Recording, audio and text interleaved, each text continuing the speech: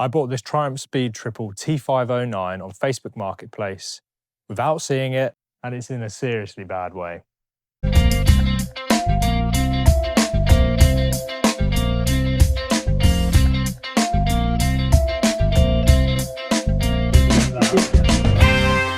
So up front, we've got no dash with any ignition, so I can't tell if it's in neutral.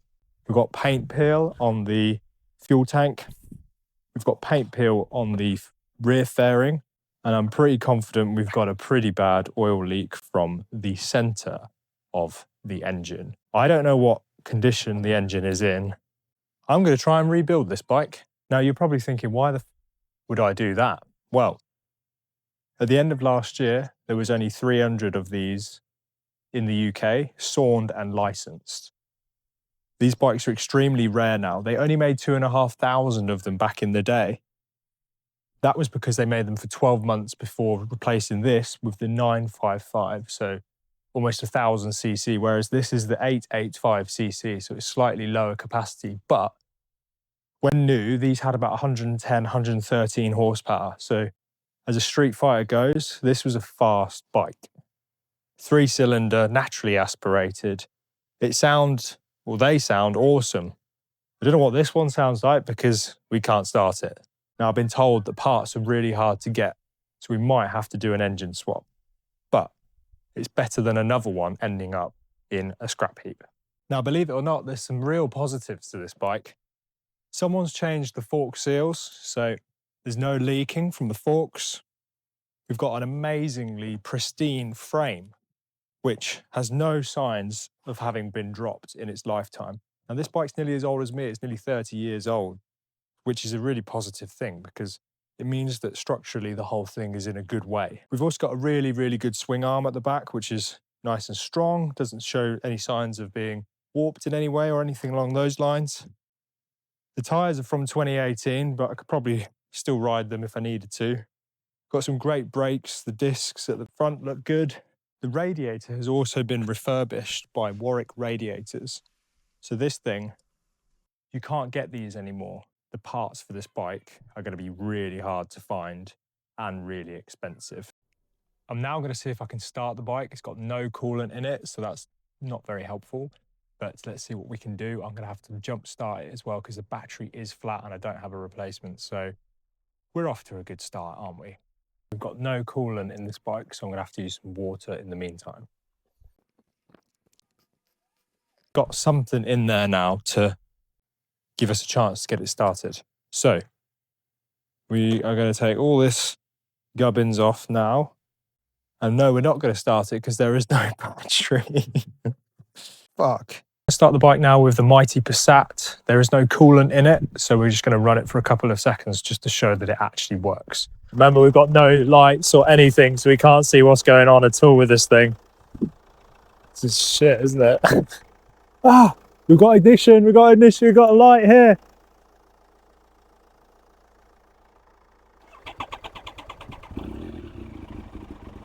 Holy shit!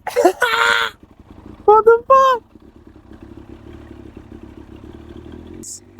Yeah! Fucking result! Fucking hell, I'm shocked. What the fuck? The other reason I bought this bike was when I was 7 years old, Mission Impossible 2 came out, and this was the bike that Tom Cruise rode in that film. And it also had Tandy Newton in it, and she was quite something at the time. So I'm going to name the bike after her. We'll call her Tandy. So let me explain why I'm going to do an engine swap on this Speedy. So it's got approximately 36,000 miles on the clock. I know it's definitely got an oil leak from the crankcase. So having to take it apart and rebuild it myself is not something I want to do because I don't actually have the skill to do that. I could learn, but we want to get this bike on the road for spring and I simply don't have the time to do that. So if I can find a low mileage engine that I can just do a chop and change, that's what we're going to do. Clearly people have been in here messing around because the wiring looks a bit shit. There's also loads of clips that are broken and just generally, I don't have confidence in this engine. So if I can find one that I'm a bit happier with, get a boroscope down the cylinders see what the condition is of that engine, then I think that's the route forward. So let's get this one out. So as expected, I can now lift this up, and somewhere I will be able to dismantle it from the fuel lines, but I haven't read that far ahead in the book. In my previous job, my boss gave me this shed as a leaving gift. So big up to Sam Bailey at the SL shop for the free shed, which was not originally like this. It had the door over here and I had to move everything around. So, but we got a shed for free, so all that matters. Right, so now we're going to disconnect the return and the feed fuel hoses. And these are self-sealing, so they shouldn't leak fuel when I remove the clips. Fingers crossed. You can see that, and I've marked them up with tape so that I know where they're supposed to go when we put it back together. Fingers crossed it works. Right, after a few challenges, we managed to get the fuel tank off. Now, I cocked it up a bit and managed to get fuel all over me and all over the floor and all over the bike.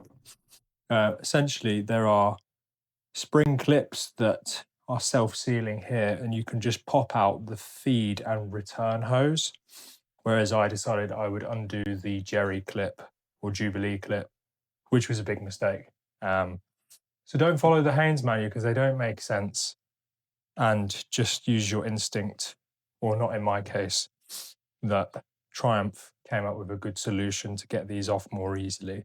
So the fuel tank is out now. So as you can see in here, we've got lots of wiring, and this bad boy here is one of the fuel hoses. You can see the braided line there that hooks up to the injectors and fuel rail here. That is probably the return one. I did put tape on these, but they have fallen off because of the leak. So now a lot of the fueling and wiring, etc., is unclipped. We can now start to orchestrate getting the engine out of the bike. So first things first, I'm going to undo the suspension linkage arm that connects the swing arm to the main assembly of the frame. So that will be this bolt here that I need to slacken off.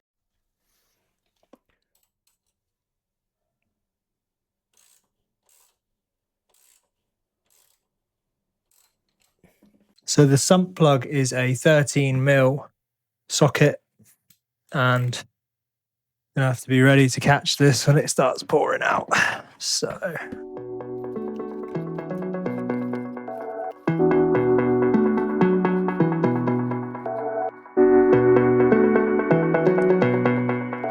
right folks, so the oil is out of the bike now, which means we can move on to the radiator and get the water I put in there a couple of days ago to try and run the bike, which you will have seen.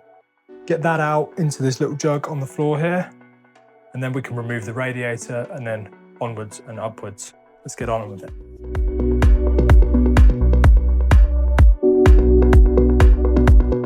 So there's two little bolts here which we're gonna loosen so we can take the radiator off, and then we'll get the fan off, and then that should give us access to get the oil cooler off here, and then we can take the exhaust off. So I am using a tiny little 8mm socket to remove these two bolts here.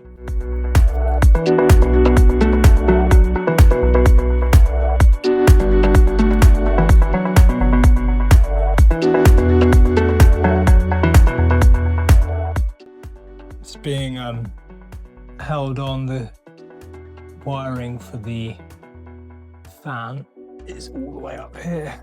The fan and the refurbished radiator now off. So we've got access now to the oil cooler to get that off, and then we can take the exhaust off of the manifold. So we're having big dramas with the exhaust system. So the manifold bolts are completely screwed.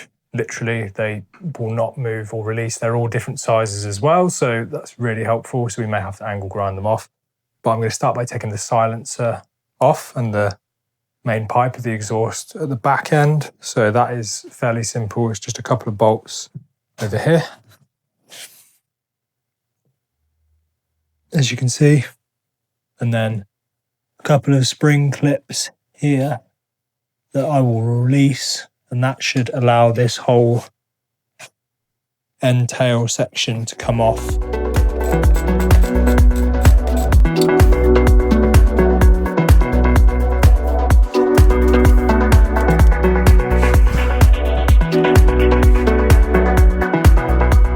One bolt at the front that holds the airbox on, and then it sort of like pops off.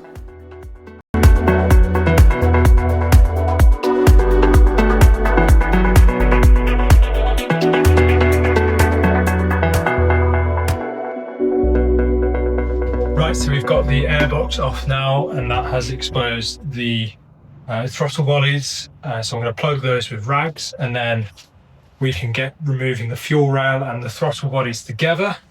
The thermostat is disconnected, so we're making some serious progress now, to the point where most wiring is unclipped, and then we've just got to release the engine via the engine mounts to drop it.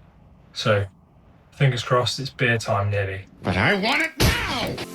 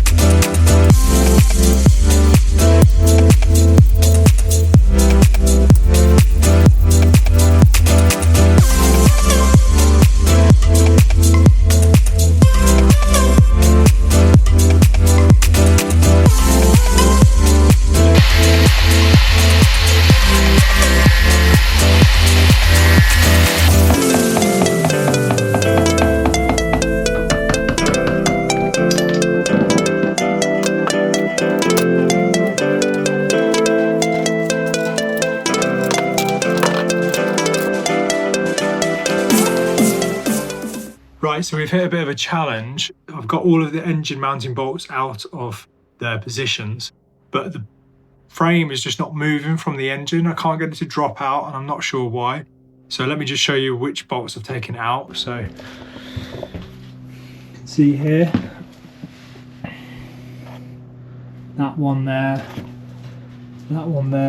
should connect with that piece there.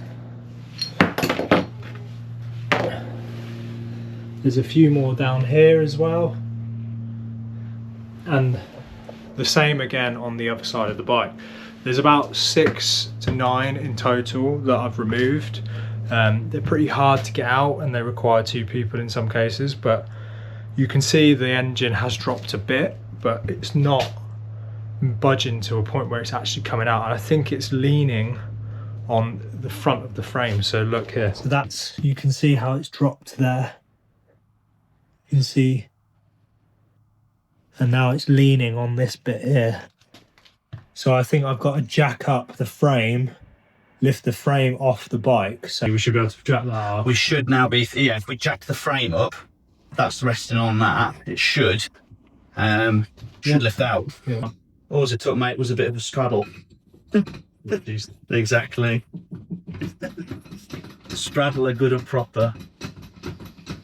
And eventually she comes. Yeah, exactly. give her a straddle, give her a wiggle, and then eventually she comes.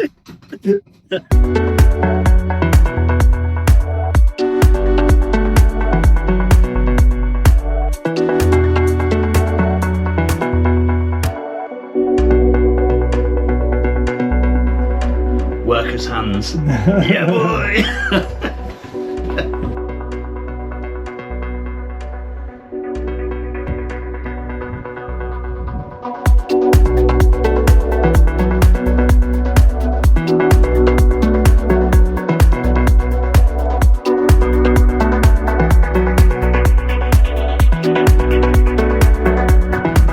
Look, we've got the engine out of this 1998 Speed Triple.